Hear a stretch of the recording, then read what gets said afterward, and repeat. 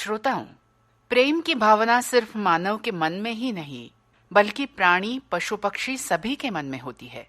आइए इसके बारे में डॉक्टर गोपाल चंद्र मजुमदार उर्फ बेनी माधव के विचार सुनते हैं। प्रेम भावना का विषय अन्य विषयों की अपेक्षा बहुत ही कठिन एवं विशाल है। आरंभ में तो यह भावना बहुत ही सरल एवं सहज समझ में आता है, किंतु इसकी पूर्णता अत्यंत ही गूढ़ रहस्यमयी है। मानव जीवन में ही नहीं वरन पशु पक्षी, जीव जंतु, वनस्पति में भी यह प्रेम भावना माता पिता पुत्र पुत्री के रूप में आरंभ हुआ है। यह प्रेम भावना निराकार रूप में भी निर्जीव संसार के कण कण में विद्यमान है। मानव समाज के सभी धर्म को भी इसी प्रेम भावनाओं की नींव पर ही स्थापित किया गया है। यह धर्म चाहे ईसाई धर्म हो या इस्लाम धर्म हो, बौद्ध धर्म या जैन धर्म एवं चाहे हिंदू धर्म ही क्यों न हो, सभी धर्म का नींव यही प्रेम भावना ही है। प्रेम भावना का मूल रूप परिवार से ही शुरू हुआ है। यही भावना धीरे धीरे बढ़ते हुए मानव समाज के विभिन्न रूपों को भी आत्मसात किया है। मानो भाई बहन के प्रेम के साथ साथ बंधु, मोहल्ला, शहर, जिला, प्रांत, फिर देश प्रेम की भावना से जुड़ने लगा। मानव मन में इतना अधिक प्रेम विकसित होने पर भी मानव समाज में पूर्ण शांति स्थापित नहीं हो सका है, क्योंकि यह सभी प्रेम मानव का मोह ग्रसित है। इसके प्रेम में मेरापन की भावना है। यह मानव अपने सभी प्रकार के प्रेम में मेरापन की भावना लिए हुए है। मेरा परिवार, मेरा जिला, मेरा प्रांत, मेरा जाति, मेरा धर्म, मेरा देश, इस तरह उसके सभी प्रेम में मेरा भावना होने के कारण वह समाज में न्याय सत्य के पथ पर सुचारू रूप से नहीं चल पाता है। फलतः मानव समाज में अशांति का माहौल उत्पन्न होता है। विश्व में आज का अशांति माहौल केवल यही कारण है। हम सभी मानव को अब देश प्रेम से आगे बढ़ना है। सभी मानव को देश प्रेम से आगे विश्व प्रेम के पथ पर अग्रसर होना है। सभी को विश्व प्रेम स्वीकार करना ही है। यह विश्व प्रेम की भावना ही मानव को धीरे धीरे मेरापन की भावनाओं से मुक्त कर देगा। अतः अपने मोह भावनाओं को क्षय के पश्चात मोक्ष अवस्था को प्राप्त करता है।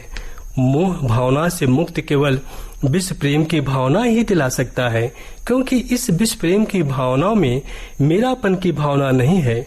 अतः विश्व प्रेम से युक्त होकर, मोह भावनाओं से मुक्त होकर मानव ही विश्व में, मानव समाज में शांति स्थापित करता है। अतः विश्व प्रेम की भावनाओं को समझना एवं समझाना मानव समाज के लिए अत्यंत आवश्यक है। पूर्वजों ने विश्व प्रेम की भावनाओं को बढ़ावा दिया है। इस विश्व प्रेम की भावनाओं को एक शब्द में पिरो कर व्यक्त किया है। इस तरह से ईश्वर की स्थापना किया गया है। इसे ही ईश्वर कहा गया है। ईश्वर में ई की ओर इंगित किया गया है। ई शब्द 3 तितिया का चांद एवं एक गोलाकार आकृति से बना है। 3 तितिया का चांद में एक ऊपर, दूसरा मध्य एवं तीसरा नीचे की ओर दर्शाता है। तृतीया का चांद का आकार ऐसा होता है कि उसे देखने मात्र से हमारे आप के अंदर प्रेम भावना जागृत होती है। अतः इस आकृति को प्रेम का आकृति कहा गया है। ऐसी ही आकृति वाली चांद को अक्षय तृतीया, ईद का चांद, ईस्टर का चांद एवं प्रेम का मनोवैज्ञानिक आकार कहा गया है। इस शब्द में चांद ऊपर, मध्य एवं नीचे का होना इस बात का इंगित करता है कि प्रेम ऊपर, मध्य, नीचे अर्थात विश्व में सर्वत्र व्याप्त है। उस सर्वत्र प्रेम को परिपूर्ण प्रेम कहा गया है। इसे ही अल्लाह, ओम, गॉड के निराकार रूप में माना गया है। इस शब्द में 3 चांद के साथ एक गोलाकार आकार भी है जो विश्व को इंगित करता है। इस तरह ई का शाब्दिक अर्थ परिपूर्ण विश्व प्रेम कहा गया है। इसी परिपूर्ण विश्व प्रेम को ही ईश्वर कहा गया है। परिपूर्ण विश्व प्रेम का गहन अध्ययन के पश्चात हम पाते हैं कि यह प्रेम भी 3 तरह के है। पहला निराकार परिपूर्ण विश्व प्रेम, दूसरा साकार परिपूर्ण विश्व प्रेम, तीसरा विश्व के प्रत्येक प्राणियों से प्रेम। इस तरह तीनों तरह के परिपूर्ण विश्व प्रेम को एक जगह स्थापित करना मानव समाज के लिए अत्यंत आवश्यक है।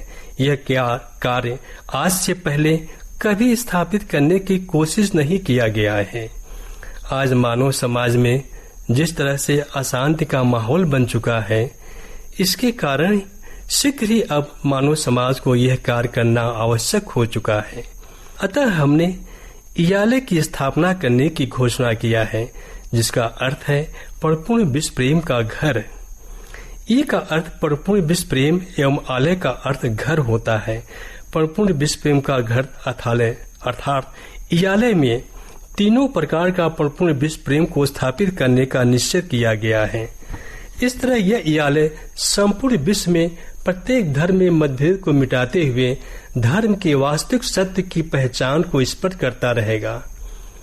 इयाले में निराकार रूप परिपूर्ण विश्व प्रेम एक ज्योतिनुमा आकार में दिया जाएगा एवं साकार परिपूर्ण विश्व प्रेम रूप भी दूसरा ज्योति रूप के आकार में दिया जाएगा।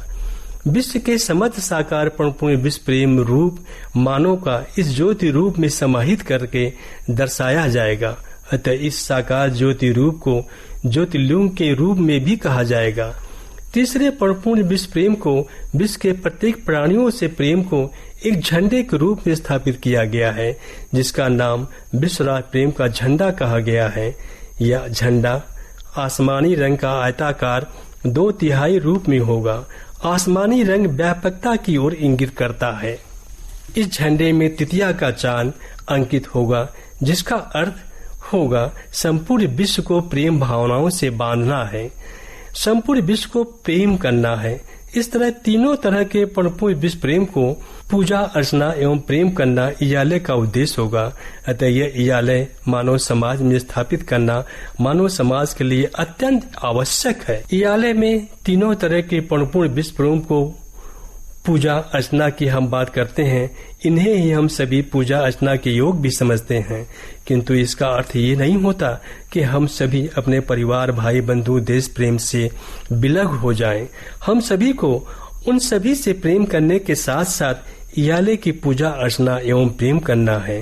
अतः इसलिए हमने विश्व के जन जन से यह आह्वान किया है कि वे अपने अपने राष्ट्र के झंडे के साथ साथ यह विश्वराज प्रेम के झंडे को भी उठाएं, लहराएं एवं गीत गाएं। तभी सभी देश के लोग विश्व में सुख शांति से जीवन बसर करेंगे। अंत में मैं यही कहूँगा कि आप सभी से कि आप प्रेम भावनाओं के विविध रंगों में विश्व प्रेम को अपने में भी समाहित करें, जिससे आपका जीवन एवं विश्व का भी कल्याण हो। श्रोताओं, अभी आपने डॉक्टर गोपाल चंद्र मजुमदार उर्फ बेनी माधव के विचार सुने। इसी के साथ ही आज का हमारा कलश कार्यक्रम अब समाप्त होता है। नमस्कार।